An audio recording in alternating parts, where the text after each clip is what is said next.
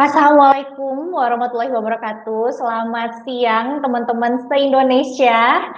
Semoga semua teman-teman berada dalam kondisi yang sehat dan juga dalam kondisi bahagia ya tentunya teman-teman ya. Selamat datang di sesi Innovation Talk Paragon Innovation Summit 2.0. Nah, ini mungkin hari kedua teman-teman belajar di sesi Innovation Talk di Paragon Innovation Summit ini ya teman-teman.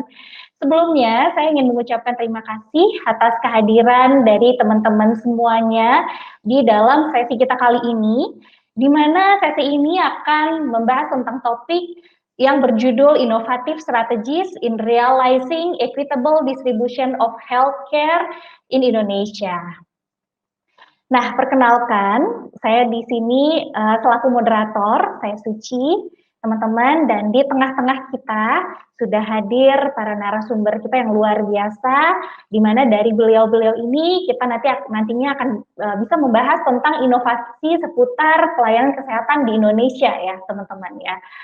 Yang pertama, saya akan perkenalkan narasumber kita yang pertama ini merupakan seorang wanita. Beliau adalah dokter spesialis anak, lulusan dari Universitas Indonesia. Sosok ini memiliki mimpi yang luar biasa terkait dengan pemerataan kesehatan di Indonesia. Oleh karena ini juga beliau mendirikan wecare.id. Salah satu ini merupakan inisiatif beliau di bidang kesehatan, yang merupakan platform crowdfunding pertama di bidang kesehatan di Indonesia ya teman-teman. Dan saat ini beliau juga sedang menempuh lanjutan pendidikannya di menempuh Master of Public Health di John Hopkins Bloomberg Public School ya. Nah ini dia Mbak Mesti Aryo Tejo. Kita invite di sini ya. Halo Mbak Mesti. Halo Mbak Suci, selamat siang. Selamat siang Bu Nur, Dokter Ardani, dan teman-teman semua. Suatu kehormatan untuk bisa ada di sini. Terima kasih. Terima kasih banyak Mbak Mesti udah meluangkan waktu berbagi dengan teman-teman di sini ya. Kita akan beralih dulu ke pembicara selanjutnya Mbak Mesti. Saya akan kembali lagi ya nanti dengan bincang-bincang dengan Mbak Mesti. Wah luar biasa sekali siang hari ini Mbak Mesti sepertinya semangat sekali ya. Semangat sekali. Udah wajahnya udah berseri-seri gitu ya. Udah nggak sabar ngobrol-ngobrol bersama teman-teman di sini seputar dengan dunia kesehatan ya Mbak ya. Dunia yang sangat lekat dengan kita gitu ya Mbak Mesti ya. Oke, Mbak Messi, saya akan kembali lagi. Selanjutnya, saya akan memperkenalkan juga narasumber kita yang selanjutnya beliau juga tak kalah inspiratif.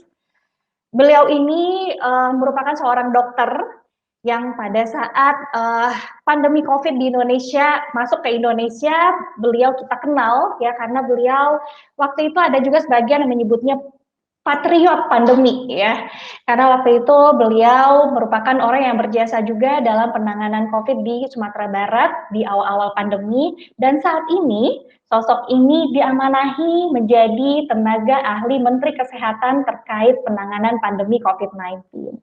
Kita sambut bersama-sama Dr. Andani Eka Putra. Halo, Assalamualaikum dokter. Assalamualaikum, Dokter Andani. Suaranya tidak kedengaran, Dokter? Oke, sepertinya ada masalah sedikit ya, teman-teman ya. Ya, tidak apa-apa ya. Ini ada kendala teknis sedikit ya, namun ini tidak mengurangi semangat kita di hari ini. Sebentar lagi Dokter Andani juga akan join bersama kita semuanya, dan juga narasumber kita yang selanjutnya juga akan yang kita tunggu-tunggu juga dan menyempatkan hadir di tengah kita bersama adalah yang terhormat Bapak Menteri Kesehatan Republik Indonesia, Bapak Budi Gunadi Sadikin. Ya, nanti beliau akan bergabung segera bersama kita di sini. Namun sebelumnya teman-teman, di sini kita juga sebelum memulai sesi kita akan terlebih dahulu mengundang seorang inovator yang mungkin ya teman-teman tanpa beliau nggak ada Paragon saat ini gitu ya. Beliau adalah founder Paragon, seorang wanita hebat, Ibu Nurhayati Subakat. Nah, beliau akan membuka sesi ini. Silakan, Ibu Nurhayati. Ya, terima kasih Mbak Suci. Ya. Pagi, Ibu. Pagi Mbak Suci. Pagi Mbak Mesti. Ya, pagi Bu. Pagi. Assalamualaikum warahmatullahi wabarakatuh. Terima kasih banyak warahmatullahi wabarakatuh. Terima kasih banyak sama Pak Budi Gunadi Sadikin sebagai Menteri Kesehatan, di mana beliau sebentar lagi akan hadir, ya. Kemudian juga Dr. Misti, ya. Kemudian Dr. Andani. Ini sangat luar biasa ya, di tengah kesibukan dari beliau-beliau semua, menyempatkan hadir untuk misi acara ini. Seperti Menteri Kesehatan dan Dr. Andani juga kelihatannya sangat sibuk ya dengan urusan pandemi, dan apalagi ini hari libur. Nah, saya merasakan beliau bertiga ini value-nya mirip dengan value kita ya. Tanpa ada value ini saya kira beliau nggak akan hadir. Jadi ada value kepedulian di sini, kemudian value ketangguhan dan inovasi. Ya, mudah-mudahan dengan kehadiran beliau bertiga semua akan terinspirasi ya, bagaimana kesuksesan dari suatu ketangguhan dan inovasi dan kepedulian membuat membuat manfaat untuk orang lain. Demikian, terima kasih. Mudah-mudahan acara ini berjalan lancar. Saya mungkin izin meninggalkan stage ini. Mbak Mesti nanti juga salam untuk untuk Pak Menteri ya. Kemudian Pak Menteri belum datang ya. Terima kasih. Iya, baik. Terima kasih banyak ya Ibu ya. Tadi Ibu udah menjelaskan juga, ini salah satu mungkin dari sesi ini nanti kita belajar tentang value-value ketangguhan dan juga value-value kepedulian yang sangat lekat ya Bu ya dengan sosok-sosok inspiratif yang menjadi narasumber kita di siang hari ini. Beliau-beliau ini ya kalau tanpa ketangguhan ya Bu mungkin ya udah ini mungkin ya Bu ya, tidak akan sekuat ini gitu ya dalam menangani dan melahirkan berbagai cara-cara lagi gitu untuk menangani pandemi COVID yang saat ini sedang kita hadapi bersama gitu ya Bu Nur ya. Terima kasih banyak Ibu ya atas sambutan dari Ibu ya. Mudah-mudahan sesi ini ya sesuai dengan harapan Ibu Nur dapat menjadi inspirasi buat semua teman-teman yang ada di sini gitu ya Bu ya. Terima kasih banyak Ibu. Terima kasih. Assalamualaikum warahmatullahi wabarakatuh. Nah, Mbak Mesti, sepertinya nih Dokter Andani sudah bisa bergabung dengan kita ya, Mbak Mesti ya. Alhamdulillah, halo, selamat alhamdulillah. Assalamualaikum Bu Nur. Waalaikumsalam Dokter Andani. Ingat sama Bu Nur. Kita mulai COVID udah sering kontak-kontakan ya. Maaf, pakai komputer ternyata tidak bisa. Baru saya ganti pakai laptop baru agak mau dia. Oke. Iya. Ini perlu inovasi dokter.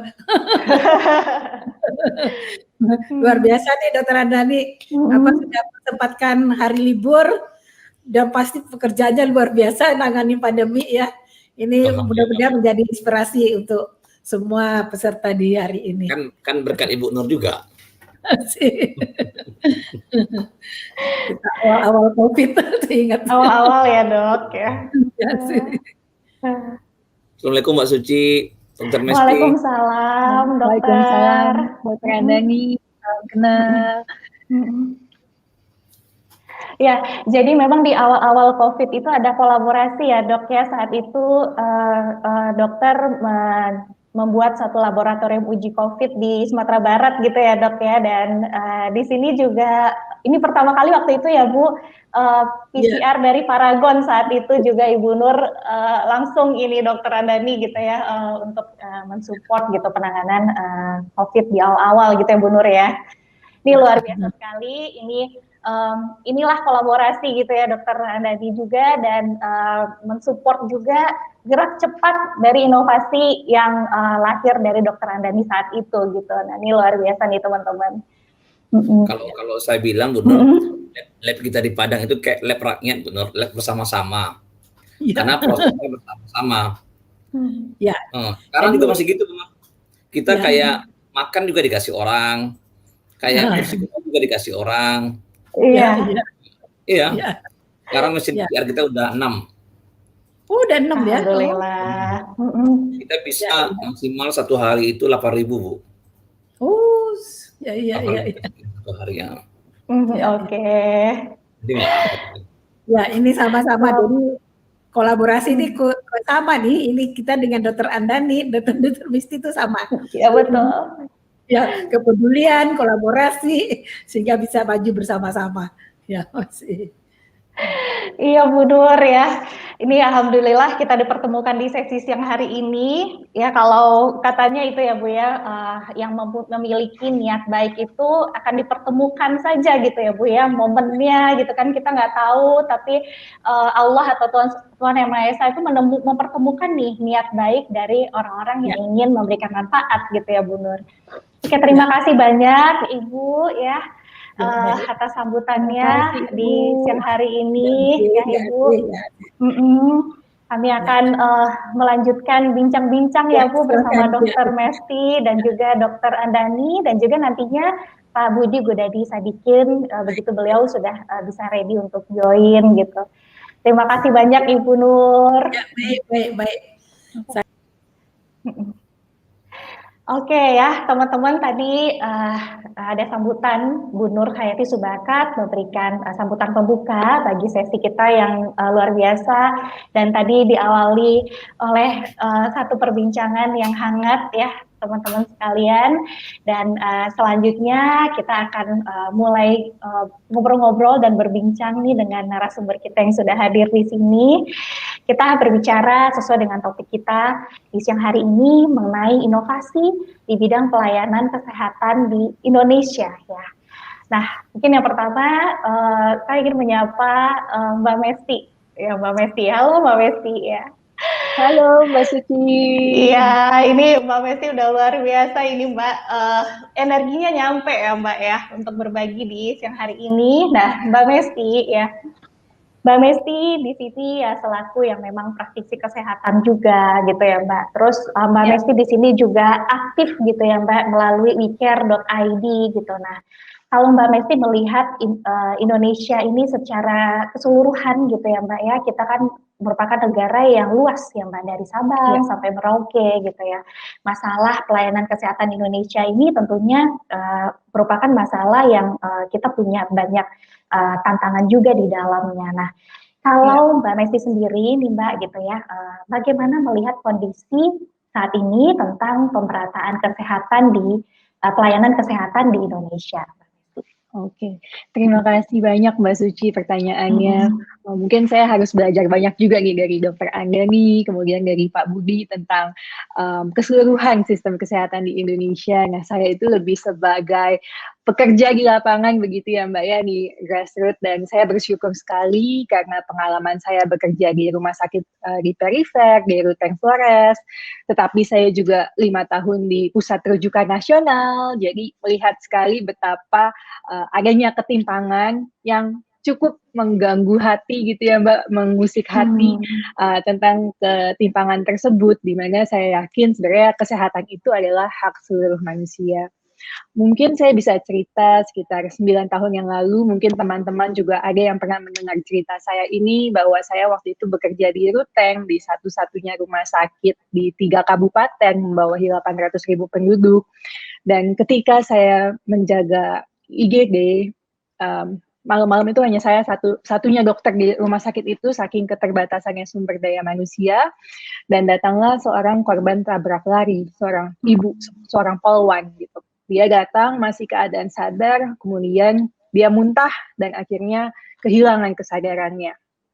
Nah, setelah itu saya langsung berpikir, pasti semua dokter di sini juga pasti tahu bahwa wah ini tanda-tanda gejala perdarahan di otak gitu.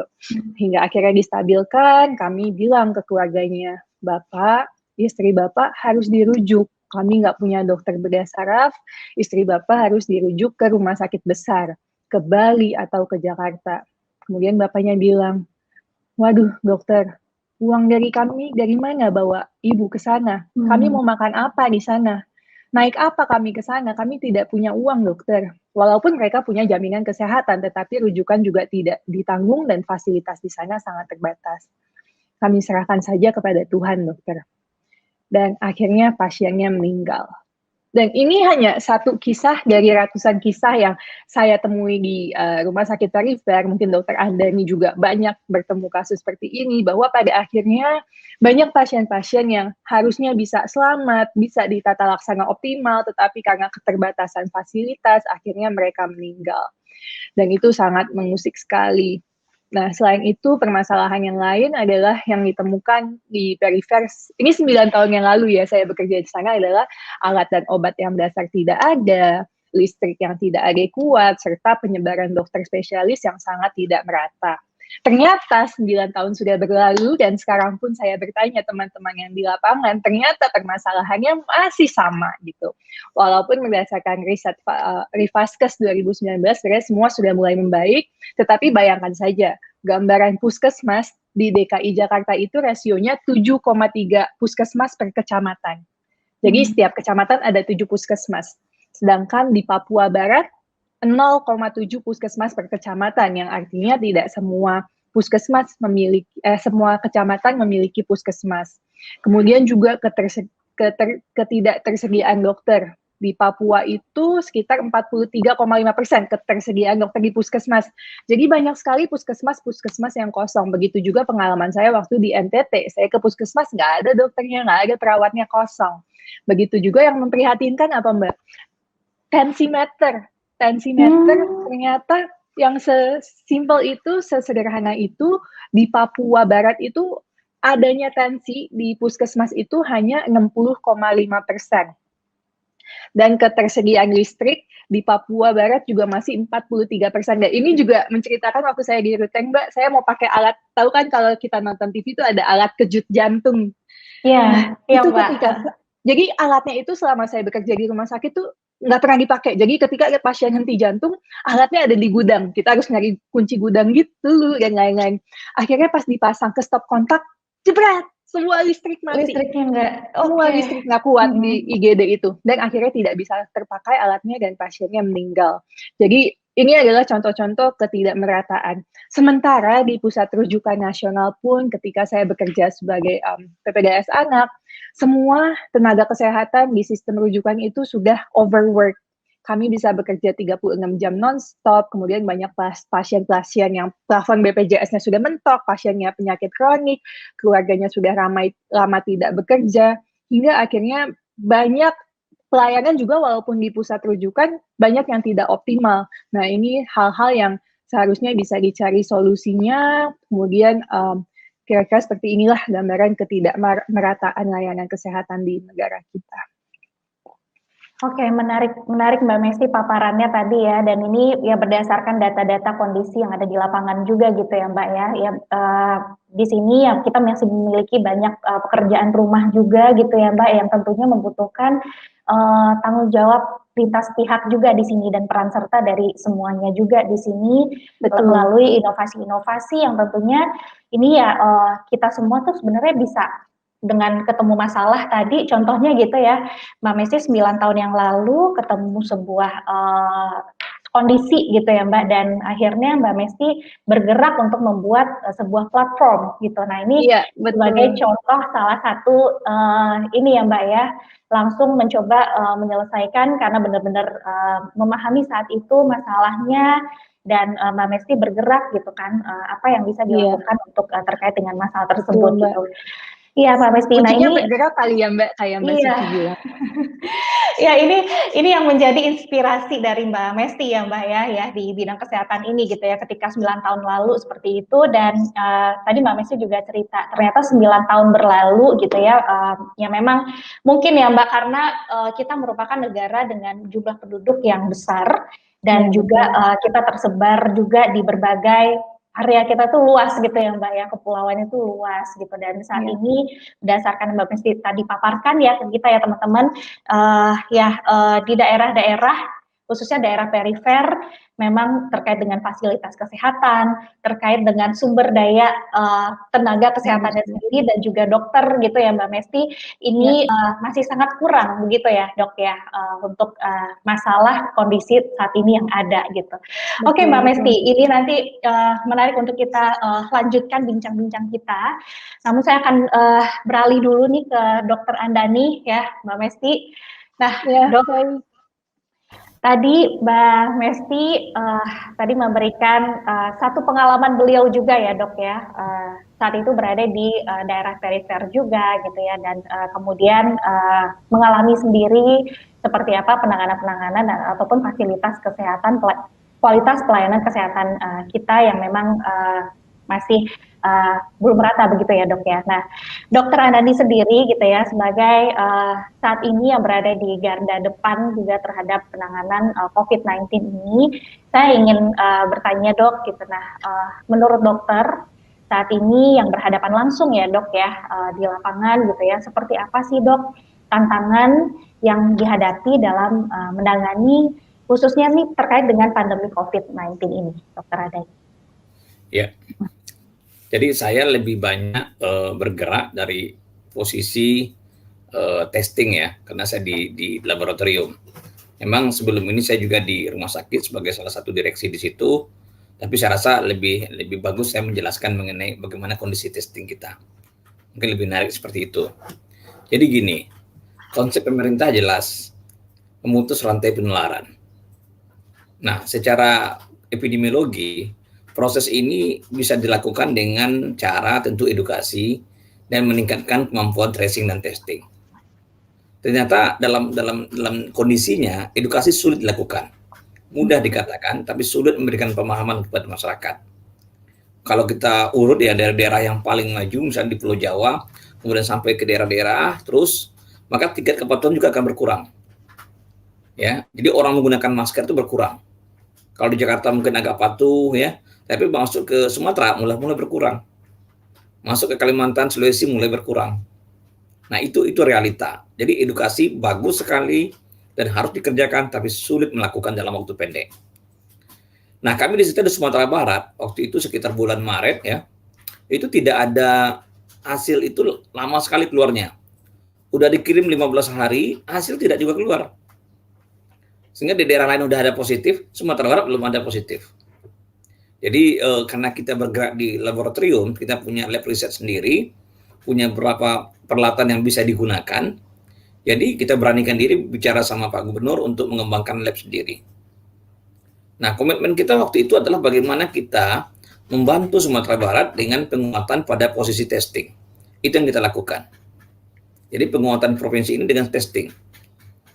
Nah, alhamdulillah dengan berbantu berbagai macam pihak, termasuk dari grup Paragon juga, mesin PCR Biored itu ya, akhirnya kita bisa melakukan testing secara cepat, mulai dari awalnya sekitar 60 tes, kemudian naik jadi 150, 500, 1.500, 2.500, sampai terakhir kita bisa mencapai jumlah testing maksimal 8.000.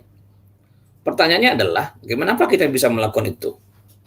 Ya, dan kenapa harus melakukan itu? Pertama saja, yang kenapa harus melakukan itu? Karena kita tidak kuat di edukasi. Maka kita harus ya memperkuat pilar testing dan tracing. Kita dorong para bupati, wali kota, kita lakukan pendekatan dengan kepala dinas kesehatan supaya mau mengirim sampel dan semuanya gratis. Di Sumatera Barat itu uniknya adalah gratis semua PCR. Termasuk pulang turun dari bandara gratis. Kita siapkan semuanya. Nah, alhamdulillah itu bisa dilakukan, dukungan dari Pak Gubernur bagus sekali, sehingga kita bisa menyiapkan semuanya dengan sampel itu masuk. Nah, begitu sampel masuk, tentu harus siap kapasitas testing. Nah, untuk kapasitas testing, saya rekrut secara terbuka semua mahasiswa.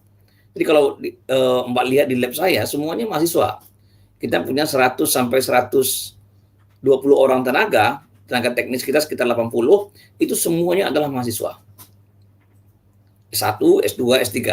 Dan kita punya supervisor dari bermacam perguruan tinggi, dosen terutama, yang mendukung semua proses kita. Dan satu hal yang saya bangun di situ adalah kebersamaan. Itu pertama, kebersamaan. Yang kedua, saya tanamkan komitmen kepada mereka. Bahwa masyarakat menunggu hasil testing mereka. Mereka harus bekerja serius, ya, dan tidak mengharapkan sesuatu apapun di situ.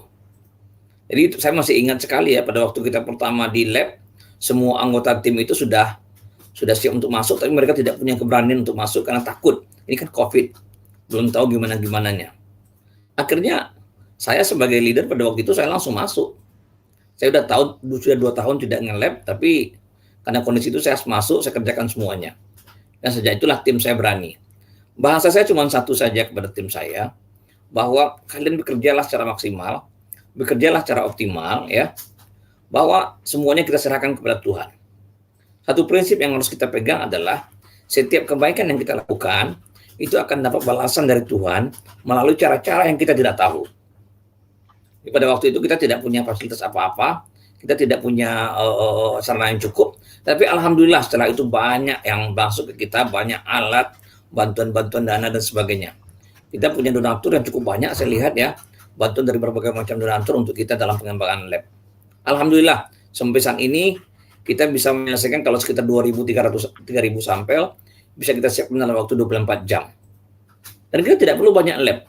Karena apa? Negara kita tidak kaya untuk membayar gaji tenaga lab. Jadi kalau labnya banyak, testingnya cuma 50, tidak efisien dan tidak efektif. Saya bilang ke Pak Gubernur, cukup 1 atau 2 lab saja Pak. Insya Allah kita bisa selesaikan untuk seluruh Sumatera Barat. Dan kita juga sudah bantu beberapa provinsi lain, seperti Jambi, Sumatera Utara, Riau, Bengkulu, dan juga termasuk Kalimantan Selatan yang mengirim sampelnya ke kita, ke Sumatera Barat. Nah, salah satu inovasi kita yang cukup bagus adalah pool test. Kita mengembangkan, menganalisis dan meriset ya, pool test. Nah, itu cukup bagus. Kenapa? Metode itu memberikan hasil efisiensi lebih bagus. Jadi kita akan lebih efisien bekerja sampai 70%, 60-70%. Reagen kita lebih hemat, waktu kita lebih cepat. Nah, itu yang salah satu metode yang kita kembangkan di Sumatera Barat, yang menurut saya cukup mendingan. Tapi konsep utama adalah membangun kebersamaan dalam tim dengan satu komitmen untuk membantu masyarakat kita. Itu yang kita coba bangun dalam kondisi pandemi ini. Kira-kira gitu, Mbak. Oke, terima kasih banyak Dokter Andani untuk sharingnya ya. Ini sepertinya tadi kolom chat banyak yang ini juga ya Dok ya, terkait dengan pemaparan Dokter Andani tadi gitu. Jadi kalau kita bicara tentang tantangan yang kita hadapi, tadi kalau saya simpulkan di sini memang tantangan untuk edukasi untuk mengubah perilaku ini menjadi satu yang challenging sekali gitu ya Dok ya. Nah, oleh karena itu tadi dokter fokus di sini ya kita coba juga fokus terkait dengan surveillance yang terkait dengan testingnya gitu ya Dok ya. Nah, dari hal tersebut gitu ya dokter di sini Dokter Andani di sini bagaimana juga menanamkan juga value-value tadi kebersamaan juga, mengajak timnya dan juga di sini banyak juga mahasiswa di dalamnya gitu ya Dok ya, agar berhasil melaksanakan uji tes COVID yang tadi berhasil sampai 8.000 per hari gitu ya Dok ya di awal-awal masa pandemi. Nah ini juga contoh buat para teman-teman inovator yang ada di sini. Sudah ada tadi 2 contoh ya teman-teman bagaimana para narasumber kita di sini melakukan inovasi menyelesaikan adanya problem yang mereka temukan di sekitar mereka, dan dalam kaitan ini adalah mereka di sini adalah dalam bidang kesehatan sesuai dengan topik kita di siang hari ini.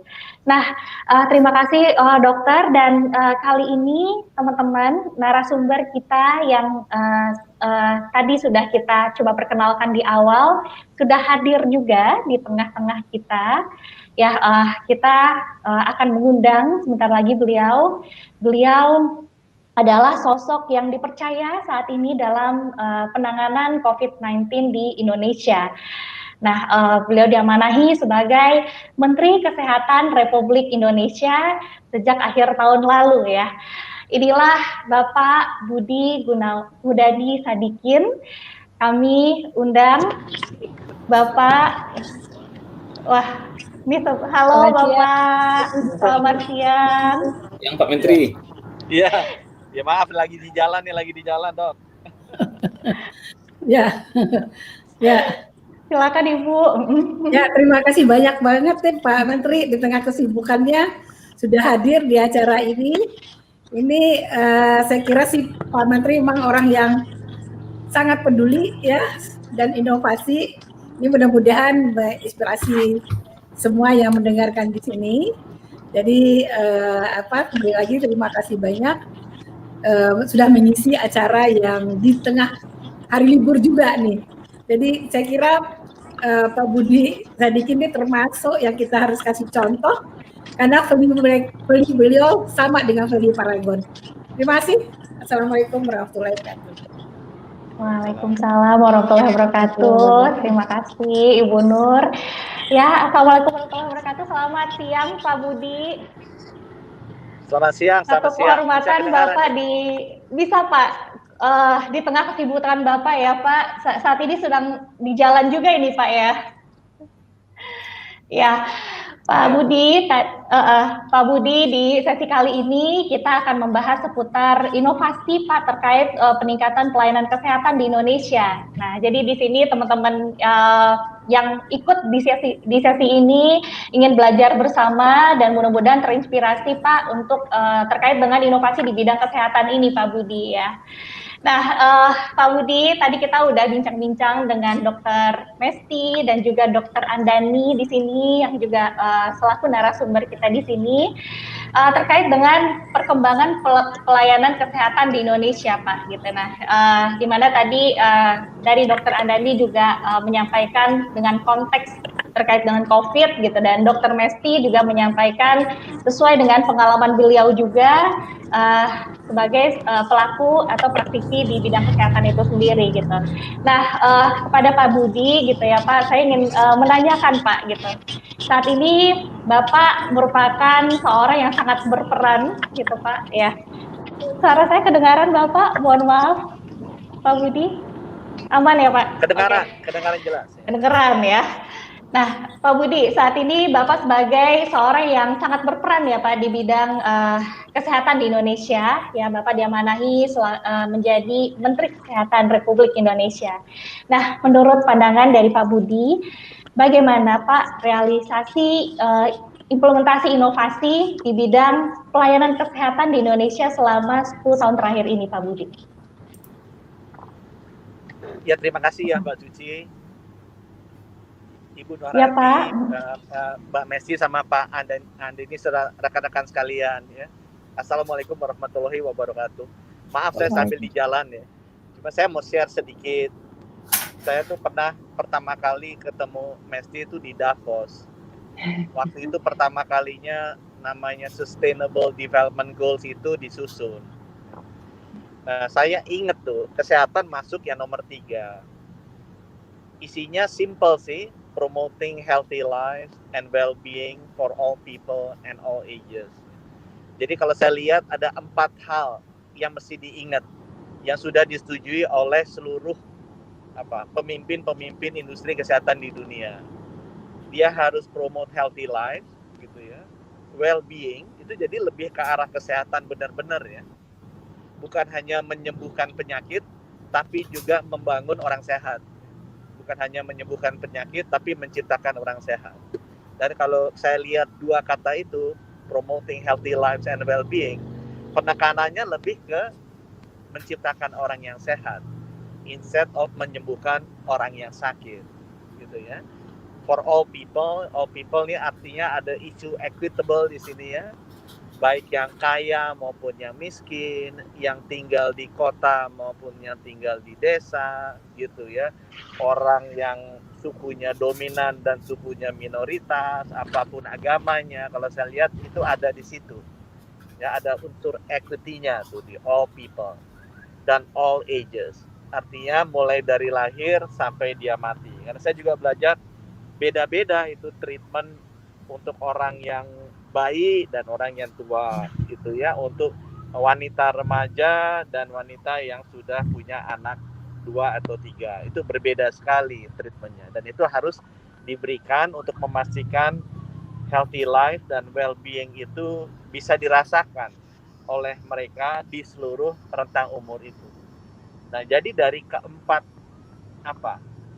pokok yang harus atau strategi atau objektif atau visi aspirasi yang mau dikejar itu, kemudian kita lihat implementasinya seperti apa ya.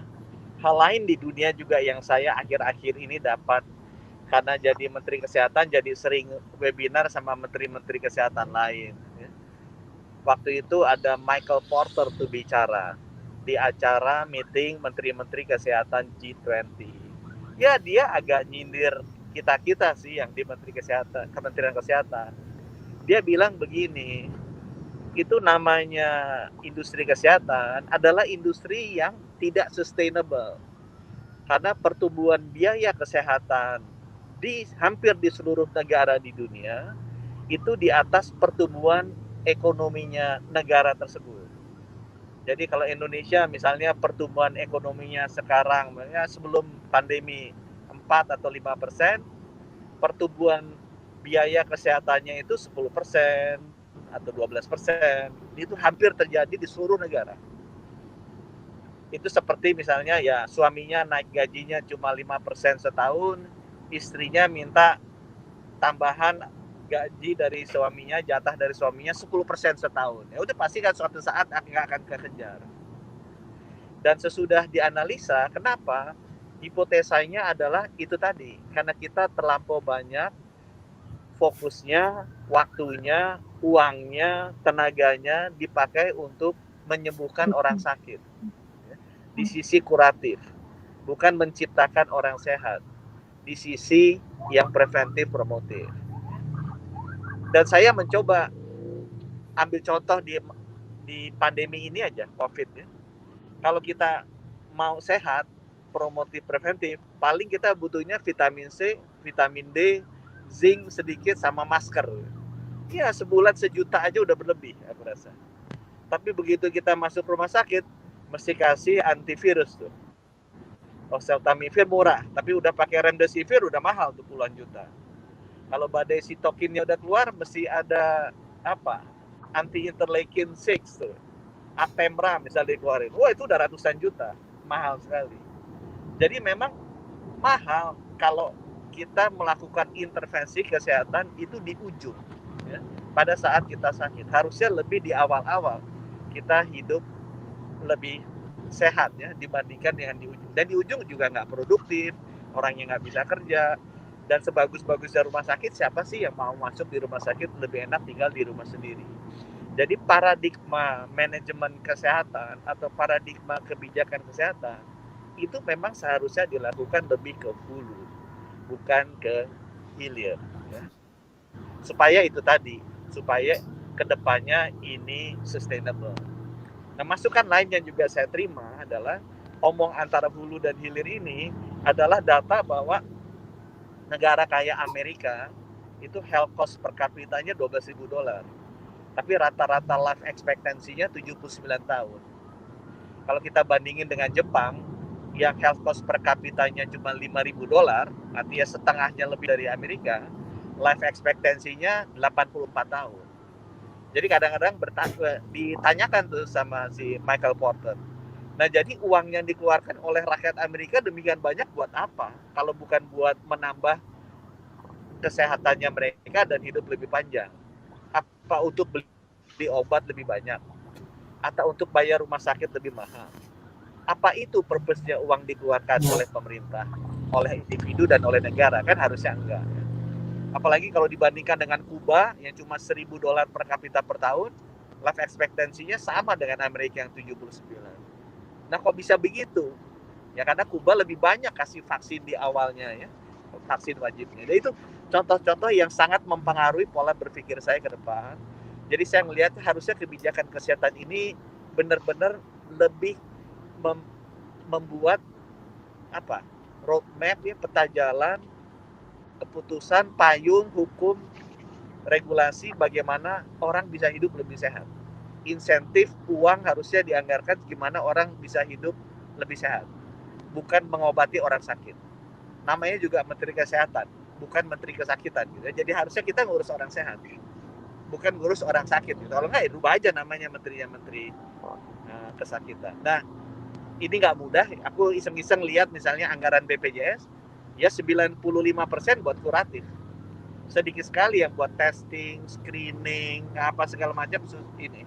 Sama kayak COVID itu tuh habisnya lebih banyak buat itu reimbursement udah masuk rumah sakit, tapi biaya testingnya, biasa tracingnya, isolasinya jauh dialokasikan lebih rendah dibandingkan dia dengan biaya-biaya yang ada di rumah sakit.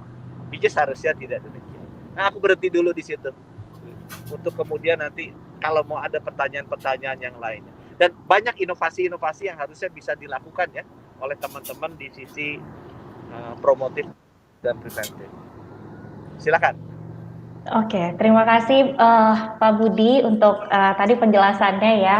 Pak Budi di sini lebih menyoroti tentang bagaimana ke depannya gitu ya, Pak Budi ya. Ke depannya yang akan diambil langkahnya itu lebih ke promoting, lebih ke tadi preventif ketimbang nanti di ujung gitu ya, Pak Budi tadi kira-kira. Jadi lebih promote ke healthy life-nya. Ini yang lebih kita tekankan. Seperti itu kira-kira tadi dari paparannya Pak Budi untuk langkah ke depannya gitu ya. Di sini teman-teman ya bisa sambil kita berdiskusi, teman-teman yang ada di sini juga bisa sambil menyampaikan pertanyaannya melalui klik tombol yang ada di kanan teman-teman, kemudian ikuti chat di YouTube-nya agar teman-teman bisa berinteraksi juga dengan peserta yang Saya lainnya ya, putus-putus ya. teman-teman ya. Enggak. Halo, ya mudah-mudahan udah bisa Ya, lagi silakan. Pak Budi. Ya, oke. Ya, tadi teman-teman Pak Budi udah menyampaikan ke kita semua gitu ya terkait dengan bagaimana nih ke depannya gitu ya tadi Pak ya. Saya coba ulangi lagi barangkali tadi keputus ya. Bagaimana strategi yang mungkin terpikirkan oleh Bapak terkait dengan pelayanan kesehatan di Indonesia ke depannya gitu ya. Nah, tadi Pak sebetulnya teman-teman di sini juga ingin mengetahui juga gitu ya Pak terkait dengan menurut Bapak sendiri gitu. Halo? Ya Pak Budi sudah bergabung lagi, aman ya Pak ya. Nah, teman-teman juga ingin tahu Pak gitu ya, menurut Pak Budi sendiri ya tadi Bapak sudah berbicara tentang rencana jangka panjang ke depan gitu ya Pak terkait dengan bidang kesehatan di Indonesia ini gitu. Nah, di mana tadi Bapak sudah menyampaikan. Nah, kalau menurut Bapak sendiri Pak gitu ya terkait dengan perkembangan yang saat ini Bapak rasakan gitu ya. Nah, terkait dengan hal tersebut ya kira-kira seperti apa sih Pak gitu ya realisasi dari implementasi inovasi-inovasi yang sudah berjalan dari perkembangan yang ada mungkin dari 5 sampai 10 tahun ke belakang ini Pak Budi gitu. Kalau dari Bapak melihatnya seperti apa Pak? Saya ngelihatnya ya, pertama kali saya agak terlibat di kesehatan itu saat tahun lalu saya jadi Wakil Menteri BUMN. Karena saya diminta untuk membuat holding farmasi. Jadi waktu itu saya diangkat bulan November. Januari kita bikin holding farmasi di mana Bio Farma sebagai induk perusahaannya, kemudian di bawahnya ada Kimia Farma Terbuka, TBK, ada Indofarma TBK, ada Papros. Ya, jadi saya belajar tuh mengenai industri farmasi. Kemudian di bulan Maret sama Pak Erik saya disuruh juga untuk menghandle rumah sakit BUMN. Itu ada 70 rumah sakit dengan 7.000 bed yang terpisah-pisah, terpencar-pencar di 40 perusahaan ya. Ada aneka tambang Antamedika, ada yang miliknya PTPE, perkebunan, ada yang miliknya pelabuhan, Angkasa Pura, rumah sakit Pertamina, rumah sakit Pelni. Itu akhirnya digabung menjadi 70 rumah sakit itu 7.000 bed di bulan Agustus tahun 2020. Nah, pas pada saya lakukan konsolidasi rumah sakit itu, ya kita belajar ya mengenai industri farmasi dan industri rumah sakit. Itu adalah dua industri kesehatan besar yang berbeda, ya, beririsan, bersambungan, tapi berbeda. Nah, kesan saya ya mengenai inovasi di industri kesehatan, baik di farmasi maupun di rumah sakit. Kesannya ini, yang namanya big data, artificial intelligence, kemudian Internet of Things, itu beberapa tahun terakhir sangat mendisrupsi, mengubah industri kesehatan baik di farmasi maupun di sisi layanan kesehatan. Saya sempat lihat datanya paten yang dimasukkan oleh Google, Alphabet sama Apple di bidang kesehatan tidak kalah, malah beberapa tahun lebih besar dibandingkan dengan yang dipatenkan oleh perusahaan besar seperti Pfizer, AstraZeneca, GlaxoSmithKline, teman-teman ya, di industri kesehatan. Apalagi yang saya lihat di industri kesehatan, industri kesehatan itu menjadi lebih precise, lebih preventif, lebih participatory menurut saya, lebih personal. Orang-orang itu, saya sebagai bankir nggak pernah pakai jam mahal lagi, jamnya aku pakainya Garmin. Dan saya lihat hampir semua anak muda itu seperti itu sekarang. Mereka sangat personal dengan kesehatan. It is a trend already. Dulu nggak begitu. Mereka pengen ukur denyut jantungnya, pengen ukur beratnya berapa. Semua obat-obatan become more personalized. Dulu sakit apapun obatnya Panadol atau Bodrex zamannya saya. Sekarang udah tahu, oh ini darah tinggi obatnya ini, kalau kolesterol obatnya ini.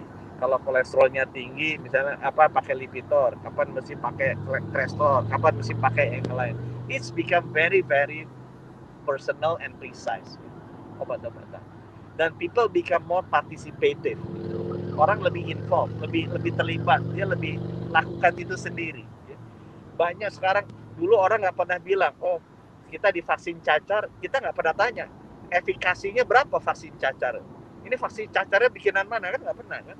Sekarang di vaksin COVID-19 tanya, efikasinya antara 50, 70, 90, dibanding-bandingin. Orang yang nggak ngerti aja hitung-hitung bikin sendiri gitu kan. Kemudian tanya mereknya apa, bedanya AstraZeneca sama Pfizer, teknologi platformnya apa. Waduh, saya dulu waktu divaksin cacar sama itu nggak pernah nanya loh. Ini mereknya apa, efikasinya apa, vaksinnya gitu. It become more participatory gitu ya. Orang-orang makin masuk. Nah, teman-teman, apa yang akan terjadi ke depan? Ini akan berubah. Apa berubah ini juga Spotify? I don't know. Saya waktu kecil kan belinya pakai tape gitu, gesek-gesek pakai CD. Sekarang sebentar aja hilang, tiba-tiba nggak ada tuh toko musik Aquarius favorit saya, hilang, udah dihantam sama Spotify. Orang nggak pernah belinya buy lagu, udah belinya sewa bayar per bulan aja. All songs you can get gitu kan, baik lagu zamannya seumur saya atau zamannya seumur mbaknya nih gitu kan, semuanya keluar. Same thing happen at other ini, turisme, pemesanan tiket itu kan berubah kan. Saya merasa ke depan akan beritu. Ini sebelum itu terakhir ya, satu lagi. Dan yang jadi satu dari sisi IT, Internet of Things, Artificial Intelligence, Big Data. Yang kedua mengenai itu lebih precise, preventive, participatory ini. Saya juga ngelihat yang terakhir ya. Ini gesernya, ini saya lihat dari vaksin. Dulu vaksin kan bikinnya pakai vaksinnya dilemahkan. Sekarang tiba-tiba completely genetic engineering gitu kan, RNA atau DNA gitu ya dibikinnya. Nah itu negara kayak Indonesia yang dianugerahi biodiversity, yang very large biodiversity and genomic variety is blessed.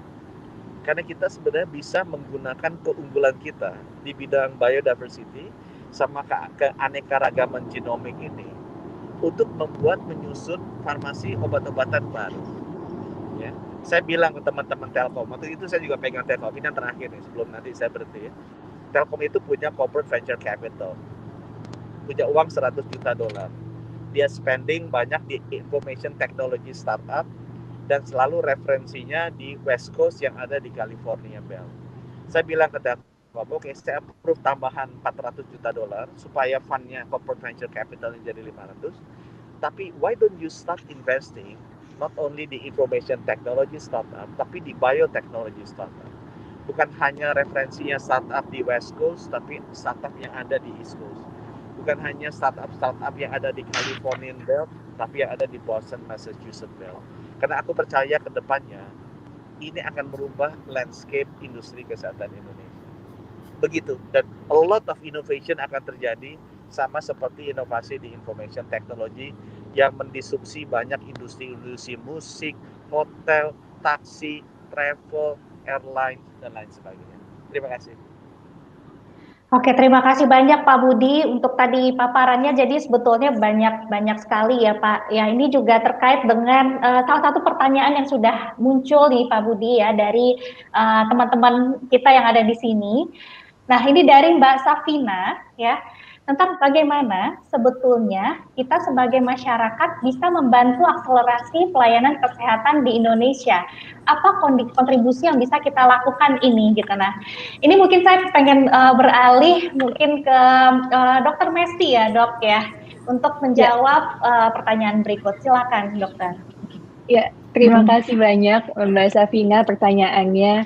Sebenarnya banyak sekali peran yang dapat kita lakukan dan saya percaya setiap individu itu mempunyai peran yang berbeda, kapasitas dan kompetensi serta pengetahuan yang berbeda-beda. Jadi kembali lagi sesuai misi Paragon dan apa yang saya lakukan adalah temukan masalah di sekeliling kita tuh apa sih yang ada di sekeliling kita. Seperti tadi mungkin saya belum share ke Pak Budi bahwa ketika saya bekerja di Flores, banyak pasien yang harusnya bisa dirujuk, nggak bisa dirujuk, akhirnya meninggal yang seharusnya bisa ditata laksana secara optimal. Nah, hingga akhirnya saya mendirikan WeCare. Nah, WeCare ini awalnya hanya membantu 3 orang pasien di perifer, kemudian hingga akhirnya pada tahun ini bisa ribuan pasien dan lebih dari 2.900 fasilitas kesehatan yang tentunya berkat kerjasama dengan Paragon gitu. Jadi kembali lagi semua itu bisa dimulai dari langkah-langkah yang kecil, apakah itu membantu 1 orang atau 2 orang, tetapi ketika itu dirasakan manfaatnya maka akan terbentuk kesempatan yang lebih besar lagi. Dan saya mengapresiasi sekali Pak Budi tadi menyampaikan bahwa yang sangat penting dilakukan adalah penguatan primary healthcare system atau sistem kesehatan di perifer atau pelayanan kesehatan primer. Nah, seperti yang tadi saya sampaikan Pak Budi, ternyata teman-teman tuh masih mengeluh di NTT yang bekerja di sana, pada nyatanya air bersih nggak ada, bahkan lampu untuk bayi lahir itu nggak ada, akhirnya bayinya hipotermi, akhirnya otaknya juga pembentukannya nggak optimal. Jadi alat-alat dasar kayak tadi katakan tensimeter, ternyata di seluruh Indonesia hanya sekitar 80%. Di Papua itu hanya ada 60% puskesmas ada tensimeternya. Jadi sangat penting sekali untuk penguatan di perifer untuk kita melakukan evaluasi atau sebelumnya untuk prevention. Nah, ini adalah satu yang bisa dikerjakan bersama-sama, apalagi sekarang juga banyak startup bidang kesehatan, kemudian juga pihak swasta yang mau berkontribusi seperti Paragon gitu. Tetapi bagaimana semua perusahaan itu bisa beraksi lebih kontekstual atau localized. Jadi bukan hanya ide kita yang kayaknya bagus nih, kita kirimkan misalnya alat USG gitu ke daerah, tapi di daerahnya sama sekali nggak ada yang bisa make gitu. Jadi kembali lagi semua harus disesuaikan dengan permasalahan apa sih yang ada di lingkungannya, sehingga apa yang kita lakukan lebih tepat sasaran dan tepat guna. Begitu Mbak Suci. Oke, terima kasih ya Mbak Mesti. Jadi tadi teman-teman kalau dari Mbak Mesti itu temukan dulu masalahnya yang ada gitu ya Mbak, dan kita dari situ lahirlah nanti inovasi yang bisa membantu. Nggak usah mikir yang sangat besar dulu konteksnya ya, namun itu benar-benar ngena gitu ya Mbak, karena itu adalah salah satu kunci penting dari inovasi itu betul-betul menjawab kebutuhan ya Mbak Mesti ya, dan seperti itu juga yang mungkin Mbak Mesti lakukan di WeCare saat itu gitu ya, dalam membantu terkait dengan teman-teman yang membutuhkan bantuan untuk pelayanan kesehatan dan dilakukan bantuan oleh WeCare saat itu ya Mbak Mesti. Nah, dengan pertanyaan ini sebetulnya memang ini merupakan topik kita nih, jadi Mbak Safina bagus sekali pertanyaannya gitu ya, dimana siang hari ini kita memang ingin membahas terkait dengan seperti apa sih peran-peran dari inovator, dari teman-teman semua untuk meningkatkan pelayanan kesehatan di Indonesia. Nah, saya ingin beralih ke Dr. Andani. Dok, tadi Dr. Mesti sudah memberikan paparannya. Nah, kalau menurut Dr. Andani, seperti apa nih Dok peran sebagai masyarakat yang nantinya bisa membantu akselerasi ini, Dokter? Silakan Dr. Andani. Baik, terima kasih. Jadi tadi kan sudah dijelaskan oleh Pak Menteri juga, Pak Mesti juga, bahwa dukungan untuk promosi kesehatan ya itu menjadi hal yang sangat vital, hal yang sangat penting sekali. Jadi saya tidak jelaskan lagi hal seperti itu. Tapi satu yang ingin saya sampaikan ya, yang ini juga harus menjadi pemikiran kita bersama, bahwa kita sebenarnya tidak terlalu memiliki kemandirian di bidang kesehatan. 95% bahan baku obat kita itu impor. 98% alat kesehatan kita itu impor. Ya, nah ini jadi masalah serius sebenarnya bagi kita.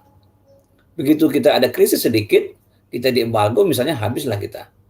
Jadi salah satu yang inovasi, saya pikir di sini inovator-inovator muda ya, para peneliti dari perguruan tinggi itu bukan berpikir lagi bagaimana untuk dia, bukan bagaimana untuk menghasilkan skopus dan sebagainya, tapi bagaimana kita bisa menghasilkan produk sendiri. Ini yang paling penting. Dan ini akan menurunkan beban atau cost kita dalam biaya kesehatan. Saya melihat ya, Vietnam saja kemarin waktu kita validasi punya alat kit PCR sendiri. Kita tidak berkembang hal seperti ini. Tidak ada perusahaan bioteknologi di kita yang berkembang. Kita lebih banyak berpikir kepada menjadi distributor dibanding sebagai produsen. Nah ini kan jadi hal yang sangat ironi ya. Terus terang saya katakan, kita punya pasar yang sangat besar. Kita hampir punya 265 juta penduduk. Itu adalah pasar. Coba lihat, apa diagnostik untuk tuberkulosis, untuk apa yang kita kembangkan sendiri, hampir tidak ada. Saya bingung, untuk alat seperti stetoskop dan simeter seperti kata Dr. Messi yang tidak ada di puskesmas, saya bingung juga. Merek-merek yang ada itu rata-rata merek luar semua. Tidak banyak yang produksi dalam negeri. Ini kan sangat ironi. Harusnya negara seperti kita, ya itu sudah bisa untuk mengembangkan sendiri. Saya melihat, nah ini seperti kita kasus Perang Dunia yang kedua dulu, di mana pada waktu itu industri teknologi di Amerika itu berkembang dengan pesat. Kita berharaplah dengan era pandemi COVID ini, kreativitas masyarakat kita, kreativitas ilmuwan kita untuk menuju kemandirian di sektor kesehatan juga akan meningkat. Saya pikir itu tambah dari saya saja. Terima kasih. Oke, terima kasih banyak ya Dr. Andani. Ya di sini intinya kita bagaimana mengubah mindset kita tidak hanya menjadi distribusi gitu ya Dok ya di produk-produk kesehatan yang berkaitan dengan pelayanan kesehatan ini, tapi juga memiliki semangat juga agar kita bisa memproduksi sendiri di sini. Nah ini kaitannya nih banyak teman-teman mahasiswa di sini yang bisa sekali nih teman-teman dijadikan sebagai langkah inovasi dalam kontribusi kita dalam akselerasi ini teman-teman ya. Kemudian selanjutnya nih saya beralih ke Pak Budi. Silakan Pak Budi menyampaikan masukannya nih Pak gitu kan terkait dengan peran dari masyarakat untuk berkontribusi dalam peningkatan pelayanan kesehatan ini Pak Budi.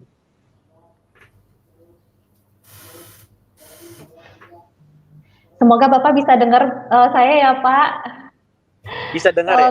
Bisa ya Pak. Bisa Bapak. Bisa ya.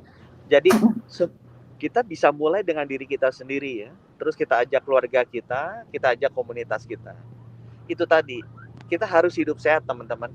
Itu cara yang paling murah dan cara paling efektif. Dengan cara apa? Ya, saya dibilanginnya ya kata WHO olahraga tuh mesti 30 menit minimal sehari, 5 hari dalam seminggu. Misalnya, kita mulai deh. Mau jalan, mau lari, mau sepedaan, mau main tenis meja, mau apapun ya. Tapi usahakan 30 menit per hari, 5 hari seminggu. Harusnya nggak susah. Ya. Yang rajin nimbang. Bukan hanya yang perempuan-perempuan aja nimbang. Saya sama dokter Andani mesti timbang. Itu berapa BMI-nya tuh. Gitu kan. Saya di Kementerian Kesehatan datang pada bujit-bujit semua eselon 1. Aku bilang loh, nggak memberikan cermin sebagai Kementerian Kesehatan nih. Kalau udah gemuk-gemuk itu bisa sumber diabetes, bisa sumber kolesterol, dan lain sebagainya. Ya. Jadi jaga kesehatan. Enak kok hidup sehat dan hidup kurus. Coba tanyain sama yang lain. Senang kan kita kalau hidupnya bisa kurus, hidupnya sehat. Terus ya apalagi? Ya rajin-rajin testing sama screening. Ya, ini masing-masing umur beda nih. Kalau misalnya orang tuh diabetes tuh di Indonesia banyak banget. Gitu ya, saya bilangin aja. It's a mother of all diseases gitu. Jadi saya rasa tes lah diabetes. Kalau keluarga kita diabetes, kan nggak terlalu mahal juga tes diabetes. Atau sering ukur tekanan darah deh. Saya heran sekali ya. Kemarin mau divaksin, itu yang gagal vaksin tuh banyak sekali di nakes. Jadi saya harus tahap pertama vaksinasi 1,5 juta tenaga kesehatan. Tahu nggak yang banyak gagal kenapa? Nakesnya darah tinggi semua. Saya bilang, ini tenaga kesehatan aja nggak ngukur tekanan darahnya dia gitu kan dengan benar. Apalagi yang lain gitu. Saya juga bingung kenapa jadi darah tinggi semua gitu. Ya mungkin ada pola makan, berat badan, dan ngukur tekanan darah kan nggak susah sekarang, udah mudah sekali. Jadi saya rasa teman-teman kalau ditanya apa yang bisa dilakukan, mulai dengan diri sendiri. Ajak keluarga kita, biar hidupnya juga keluarga kita sehat gitu. Dan ajak komunitas-komunitas kita. Mudah-mudahan dengan itu bisa bantu membangun gerakan masyarakat untuk hidup sehat. Terima kasih. Oke, baik. Terima kasih Pak Budi ya. Itu juga merupakan satu ajakan ya Pak untuk kita semuanya ya. Masih berkaitan dengan tadi ya Pak, bagaimana di bidang kesehatan ini memang menjaga kesehatan itu jadi lebih penting, dan itu berawal dari diri kita sendiri juga, dan juga mengajak keluarga kita untuk mengaplikasikan hidup sehat dan juga cek kesehatannya gitu ya Pak Budi ya. Nah ini sekaligus sebagai ajakan buat teman-teman di sini semua dari Bapak Budi Gunadi Sadikin selaku Menteri Kesehatan kita ya teman-teman ya. Terima kasih Pak Budi. Nah selanjutnya kita tanpa kita nggak kerasa gitu ya, Dokter Mesti, Dokter Andani, dan juga Pak Budi gitu ya, 1 jam sudah kita udah bincang-bincang di sini. Nah selanjutnya mungkin sebagai penutup dari Dokter Mesti dan juga Dokter Andani dipersilakan untuk menyampaikan pesan singkat sebagai closing statement di sesi kali ini. Untuk Pak Budi tadi sudah menyampaikan ke kita semuanya, silakan kepada Dokter Andani, silakan Dok. Baik, terima kasih Mbak. Saya rasa tidak banyak yang saya sampaikan. Intinya adalah pertama, sepakat dengan Pak Menteri tadi bahwa kita harus mulai dari diri kita sendiri. Itu yang penting. Dari hal-hal kecil. Khusus untuk pandemi ini, saya ingin sampaikan bahwa kita akan berhasil kalau kita bergandengan tangan, kita bersama-sama. Tidak akan selesai pandemi ini hanya dengan kesehatan saja. Masyarakat harus menjadi tulang punggung di situ untuk menjamin pandemi ini bisa kita tuntaskan bersama-sama. Saya pikir demikian aja. Oke. Bersama-sama kuncinya adalah itu ya Dokter Andani ya, kebersamaan kita menghadapi ini semua. Mudah-mudahan ini bisa kita lewati bersama dengan lebih cepat gitu ya Dok ya, atas peran serta dari teman-teman semuanya. Dan Dokter Mesti, silakan Mbak Mesti. Ya, terima kasih. Mungkin sama dengan Pak Budi dan Dokter Andani, semua kembali dimulai dari diri kita sendiri, baik dengan menjaga kesehatan diri kita atau menjadi problem solver dari masalah-masalah yang ada di sekeliling kita. Kemudian kita harus tahu bahwa setiap individu memiliki kapasitas pengetahuan dan pandangan yang berbeda setiap orangnya. Dan terbatas tentunya. Jadi apa yang baik buat kita mungkin menurut orang lain perspektifnya belum tentu baik juga. Jadi itulah pentingnya untuk kita selalu menjalin networking dan kolaborasi lebih besar lagi supaya apa yang kita bisa lakukan dampaknya bisa terasa lebih luas lagi. Terima kasih Mbak Suci. Terima kasih banyak Mbak Mesti untuk closing statement-nya yang luar biasa. Nah, sekali lagi kami mengucapkan terima kasih atas seluruh narasumber yang luar biasa di siang hari ini. Pak Budi Gunadi Sadikin yang sudah meluangkan waktunya, Mbak Mesti dan juga Dokter Andani Eka Putra atas bincang-bincang kita di siang hari ini ya. Mudah-mudahan teman-teman yang ada di sini dapat mengambil inspirasi.